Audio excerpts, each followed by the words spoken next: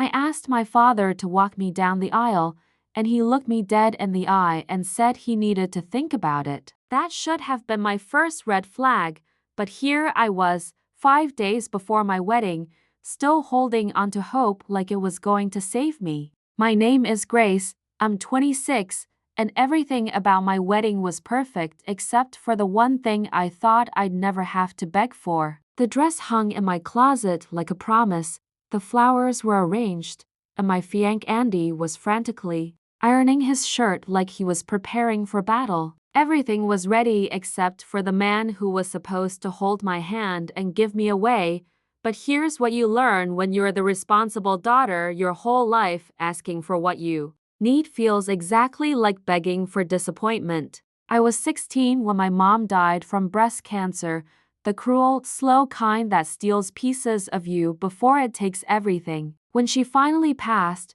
my sister Ashley cried the loudest, but I think I'm the one who actually disappeared. See, my mom had this incredible gift where she could make two completely different daughters feel equally loved. Ashley was the dramatic one, I was the practical one, but Mom saw us both. She balanced us perfectly. The second she was gone, that balance shattered like glass hitting concrete. My father Thomas was suddenly left with two teenage girls, one who knew how to fall apart beautifully, and one who knew how to hold everything together silently. Guess which one he chose to focus on. Ashley was only 2 years older than me, but she acted like she was made of the finest porcelain. Everything was too much for her, the weather, school pressure, boy drama, sometimes even breathing seemed like a monumental task. My father called her sensitive, and I called her manipulative, but nobody ever asked for my opinion on anything. While Ashley was busy recovering from life itself, I was doing the dishes, folding everyone's laundry, running errands, and basically becoming a second parent at 16. Whenever I dared to complain about the unfairness of it all, my father would sigh that same tired sigh. Grace, just let her be. She's still healing. Healing from what exactly? Years went by with Ashley perpetually healing while I kept disappearing into the background. There's this particular silence that lives inside daughters like me, the ones who are useful but never praised, present but never picked first. You learn to make yourself invisible without even realizing it's happening. You stop asking for things, you stop expecting special treatment, and you definitely stop believing you could ever be someone's first choice.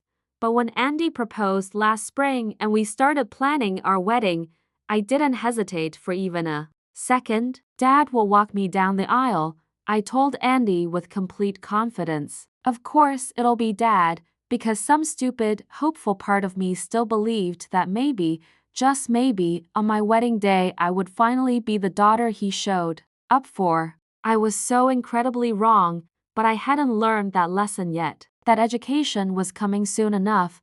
I left home the day after my 18th birthday, not because of some dramatic blowout or screaming match, just a quiet goodbye in the driveway. While my car sat packed with everything I owned, Ashley was still asleep upstairs, never bothering to come out and say goodbye, and my father barely looked up from his morning coffee. I didn't blame him, then I just drove away thinking this was normal. College was easier than home, not because the academics were simple, but because I only had to manage my own emotions. No walking on eggshells, no whispered instructions to go easy on your sister, just me figuring out who I was when I wasn't busy being useful to everyone else. That's where I met Andy, calm in a way I wasn't used to experiencing. He didn't talk over me or treat my silence like something that needed immediate fixing. He'd just sit there sometimes, listening until I was ready to say whatever I'd been swallowing. We dated through undergrad, through the move to Austin, through late nights and shared takeout and cheap coffee and dreams that didn't always match our paychecks. We made it work, not perfectly, just honestly. I never completely cut ties with my father, but I didn't go back either. There were birthday calls, occasional dinners when I was in town, surface-level conversations where he'd ask about work and Andy, and I'd ask how Ashley was managing life. She never seemed to leave, not Emotionally, not physically. Even after college, when she moved out for a brief period, she always drifted back home like a tide that refused to change direction. Last year, she quit her job to start some jewelry business with a friend. No business plan, no market research, just pure optimism and borrowed money that wasn't hers. When it failed exactly like anyone with half a brain could have predicted, she burned through her savings, moved back in with Thomas, and took to her bed like a Victorian heroine. My father said she was grieving the loss of a dream.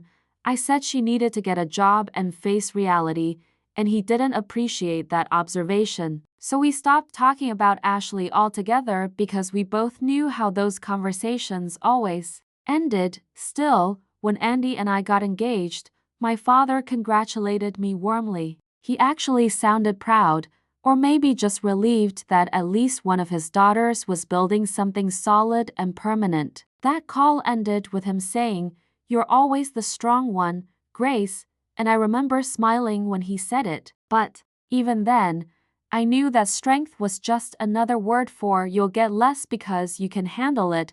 3 weeks before the wedding, Andy and I finalized every last detail. Nothing extravagant or over the top, just close friends, a few family members, white chairs arranged in perfect rows, and a small chapel with a long aisle that led straight to the quiet man I loved more than breathing. The only thing left was that moment when the doors would open, the music would rise, and everyone would turn to look not at my dress but at the person holding my arm. The person who would be saying without words, "I raised her, I'm proud of her, I'm here for her when it matters most." There was only one person that could possibly be, and I hadn't even considered any alternatives. I called him on a Tuesday morning when the sun had just started warming the kitchen tiles under my bare feet. I'd waited until my voice felt steady and sure. "Dad," I said, "I wanted to ask, would you walk me down the aisle?" The pause that followed wasn't long, maybe 3 seconds, but it was long enough to scrape against something soft and vulnerable inside me. He didn't say yes immediately like I'd expected. Instead, he said, "Let me think about it." I thought maybe he hadn't heard me correctly, or maybe he was making some kind of joke I wasn't getting, so I asked again, more gently this time. He wasn't joking at all. "It's just that a lot's going on with Ashley right now," he added carefully. "She's still struggling, Grace. It's been a really bad few weeks for her." I knew exactly what he meant without him having to spell it out. Ashley's 15-year-old cat had died, a tabby named Moonshine that she used to call her soulmate with complete seriousness. She'd been absolutely inconsolable for days, barely eating, barely speaking to anyone, posting these vague, dramatic things online like "loss finds me again," as if the universe was personally targeting her. Yes, I felt genuinely sorry for her because losing a pet hurts, but this wasn't about Moonshine's death. This was about my father asking me to wait, to be patient, to understand because Ashley was sad again and needed him more.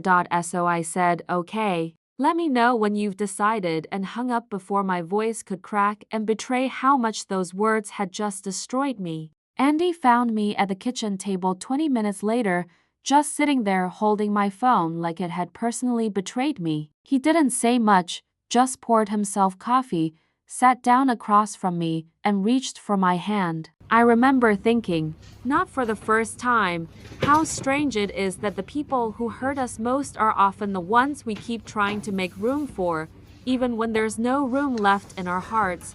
My father called back the next day, and I answered on the first ring, still clinging to this tiny, desperate hope that maybe he just needed a moment to think. Maybe it had caught him off guard. Maybe he'd say yes this time and we could move forward like nothing had cracked between us. But the tone in his voice wasn't uncertain anymore, it was rehearsed, like he'd practiced this speech in the mirror. "Grace," he said, "I can't be there for the wedding." Just like that, no build-up, no gentle preparation, just the sentence laid flat between us like a dead thing. I blinked at the wall for several seconds as if it might offer me some alternative version of what I'd just heard. "I'm sorry," he added, but it didn't sound like he meant it. Ashley asked me to go to Hawaii with her that weekend to scatter Moonshine's ashes.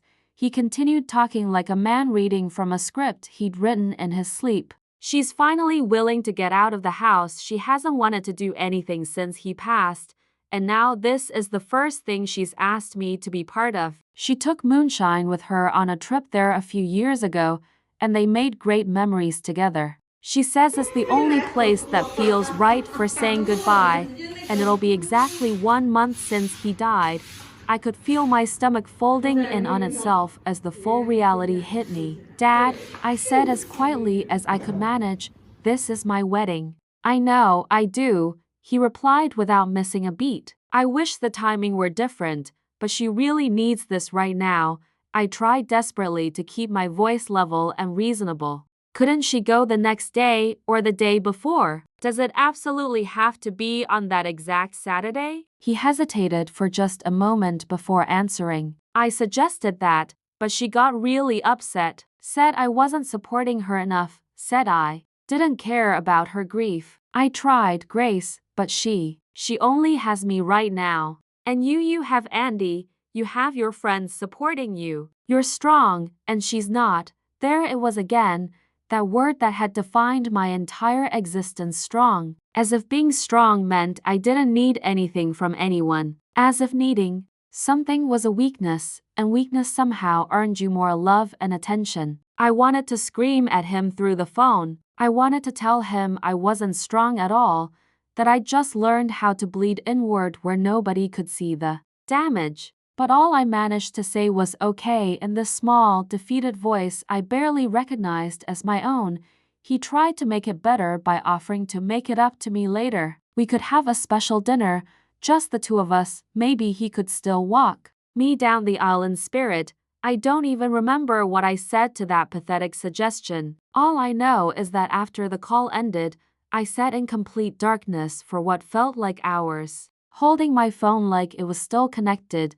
Like if I waited long enough, some different version of my father might call back and say all the right things. He never did. The next morning, I did something I never thought I'd be capable of. I called Uncle Tim. Now, Tim is my father's twin brother, same voice, same jawline, same way of clearing his throat when they're about to disagree with you. But that's where any similarities end completely. They haven't spoken in years. Not since my mother's funeral, not since whatever combination of pride and pain that lived between them finally won out over blood. I don't even know what originally caused their rift, politics, some woman, something from their childhood that never got resolved. I just know they don't speak, they don't see each other at family gatherings, and they definitely don't forgive easily. He answered on the second ring, and his voice was curious but warm. Grace? Everything all right? I need a favor, I said, without any preamble, and maybe a little bit of revenge too. I told him everything, the phone call, the cat ashes, the timing, the choice my father had made. Tim didn't interrupt me once, and when I finished explaining the whole humiliating situation, there was this pause followed by a slow, dangerous laugh that was completely unpolished and real. You want me to walk you down the aisle? He said. So your father finds out and completely loses his damn mind? I want someone to walk me down the aisle, I corrected him, and I want him to feel exactly what I'm feeling right now. Well, Tim said with obvious satisfaction, I've hated your father since 1984, and I've never looked better in a suit than I do right now. We set our plan in motion immediately. I made a quiet post that evening on social media. Nothing dramatic or attention-seeking, just simple gratitude. So thankful Uncle Tim will be standing with me on my wedding day. I didn't tag anyone specifically, but I knew exactly who would see it and how fast word travels in families when you're not the favorite child. My father called that very night, while I was getting ready for bed, still in my robe, standing in front of the bathroom mirror with a face that didn't know how to feel anything anymore. The phone lit up with his name, and I let it ring exactly twice before picking up. He didn't waste any time with pleasantries. Grace, he said, his voice already tight with barely controlled anger, I saw your post, I didn't say anything back, just waited for whatever was coming next. Why would you ask him? Why would you do this to me? There it was not, why didn't you talk to me first? Or are you okay? Just that one loaded 行 question 啊，回头加 about 微信，我发给 ending 你。 with decades of resentment 拍动物 and 跟拍小孩不好拍， You told 因为 me 它 no. 不。 I said as 对。 quietly as I could manage. You made your choice, so I made mine. He exhaled like he'd been holding his breath all day, maybe longer. I was trying to be there for your sister. She's been struggling so much, and this Hawaii trip is the first time she's shown any real interest in living again since Moonshine died. I had to choose her, and I had to walk down the aisle, I replied. I wasn't planning to do that alone. You don't have to, he said quickly, desperately. I talked to Ashley again after I saw your post. She agreed to go later in the week instead. I can come to the wedding now. I can walk you down the aisle like we planned. The sheer audacity of it took my breath away completely. Why now? I asked him point blank. Because you're going to let Tim take my place, he snapped back. You're punishing me, embarrassing me in front of the whole family. This is cruel, Grace. I almost laughed at the twisted logic of it all, but there was nothing funny about any of this. You weren't coming until you felt replaced, I said with perfect clarity. Not when I needed you most. Not when I asked politely. Only when your pride got hurt and you realized there would be consequences. That's not fair, Grace. You're not being fair to me, it's completely accurate, I replied without hesitation. He was quiet then for longer than I'd ever heard him be quiet, and I could practically hear him trying to figure out how to make this my fault somehow. Finally, he said, I didn't think you'd go this far. I didn't think you'd be so petty and vindictive. I am being petty, I admitted freely. I'm being petty and childish and hurt, and I'm finally done pretending that I'm not. He started to say something else, probably another attempt to make me feel guilty for having feelings, but I cut him off completely. You had one chance to show up for me, I said, just once in my entire life, and you chose not to. You don't get to be surprised that someone else was willing to show up instead. For the first time in my entire life, I let my father cry without moving to comfort him, without trying to fix his feelings or make him feel better about his choices. 2 days before the wedding, I woke up earlier than usual while the house was still quiet and Andy was still asleep beside me, one hand resting on my side like a gentle reminder that I wasn't alone in this. I slipped out of bed, padded into the kitchen, and sat down with my coffee in complete silence. There were no new messages from my father, no apology, no change of heart, just the same silence I'd grown up with, somehow feeling louder now that I'd tried one more time to break through it. I stared at my phone screen until the clock changed, then opened a new message thread. The text wasn't long, just a few carefully measured lines. You're free to come to the wedding if you like, but you won't be walking me down the aisle. If you choose to go with Ashley instead, I understand completely. But if you do, I won't be reaching out again. I read it once, then twice, then hit send without any hesitation or shaking hands. Then I opened a second message to Uncle Tim. Thank you for being willing to do this, but I think I need to walk myself down that aisle. I hope you'll still come to support me. His reply came 20 minutes later. Of course, I'll be there. I'll be in the second row, nodding like I'm proud of you because I am. I smiled when I read that, not because I felt triumphant or victorious, but because someone out there had seen me clearly enough to understand what I needed. That afternoon, I picked up my dress from the bridal shop,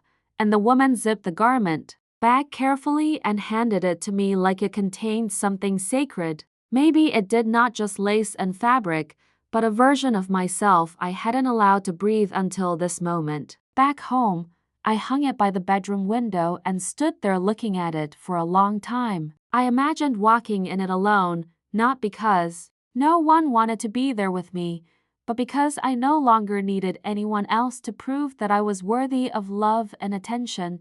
When Andy came home around 5 that evening, I told him everything: the message to my father, the change of plans, the fact that I'd be walking myself down the aisle completely alone. He didn't ask why or try to talk me out of it. He just nodded and said, "You're going to look so strong." Doing that, and for the first time in my life, that word didn't feel like a burden I had to carry. It felt like something that belonged to me.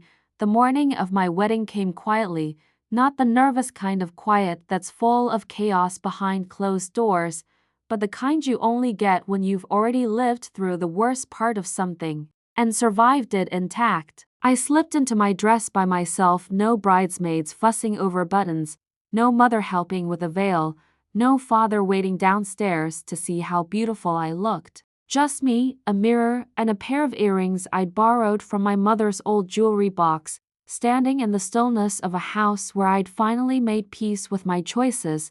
The chapel was soft with morning light when I arrived, and someone had already lit all the candles. Andy's best friend was adjusting the chairs while my bouquet sat on a small table beside the aisle, waiting for my hands. People began arriving one car at a time. There were hugs and congratulations and small talk layered over comfortable silences. Somewhere near the front, I spotted Uncle Tim already seated in his navy suit, no tie, arms crossed like he was pretending to be unimpressed with the whole production. When he saw me, he nodded once and said nothing. That simple gesture was more than enough. When the coordinator asked if I was ready, I nodded, picked up my bouquet, took one deep breath, and started walking. I'd asked them to wait on the music until I was halfway down the aisle. I wanted those first steps to be completely mine. The doors opened wide, and 100 eyes turned toward me. Some people smiled warmly, a few looked around confused for a second, wondering where my father was, but no one stopped me or tried to fix the situation. No one ran forward to make it right, and that strange absence somehow made everything easier. Halfway down the aisle, the music began low and steady and warm, and I kept walking. Not quickly like I was running away from something, not slowly like I was hesitant, just steadily enough to stay upright while the part of me that had spent years waiting for someone else's approval finally let go completely. Andy was crying when I reached him, and so was Uncle Tim in the second row, and so was I, but they were good tears, clean tears, the kind that wash things away instead of drowning you.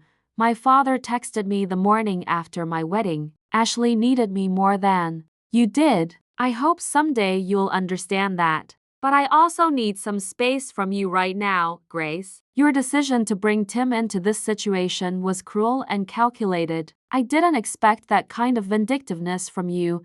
No apology, no acknowledgement of what he'd done, just a final accounting of who owed whom more grace and understanding." Ashley's message came a few hours later, longer and softer and perfectly performed like everything else about her. "You didn't have to air our family business like that. We're supposed to be family, Grace. You should have protected us even if you didn't understand what we were going through. I'm grieving too, you know. I thought you of all people would have compassion for that." I stared at both messages for a long time, then wrote back one simple response to both of them. "I told the truth. That's all I did. And after everything that's happened, I think that's the kindest thing I could offer either of you." Then I pressed send and blocked them both without any hesitation. We flew out for our honeymoon to days later, window seats, sunrise views, and no messages waiting on my phone when we landed. I stared at the clouds until they stopped looking like anything recognizable at all. Andy slept through most of the flight with his hand still curled around mine like it had something important to prove, and maybe it did. We walked through small coastal towns, swam in quiet waters, ate too much of everything, and laughed more than I'd expected to be capable of. I didn't think about my father once, didn't wonder if Ashley had posted anything dramatic online, didn't check to see who had texted back. It's strange how empty your phone feels after years of waiting for the right message, and even stranger when you realize you genuinely like it that way. The night before we flew home, Andy handed me a small envelope. Inside was a photo of us from the wedding, me, mid-step, walking alone down that aisle with the most determined expression I'd ever seen on my own face. "I'm framing this when we get home," he said simply. I nodded and then added, "This is the only family photo I'll ever need." He didn't say anything back, just touched the corner of the picture like it was something sacred worth protecting.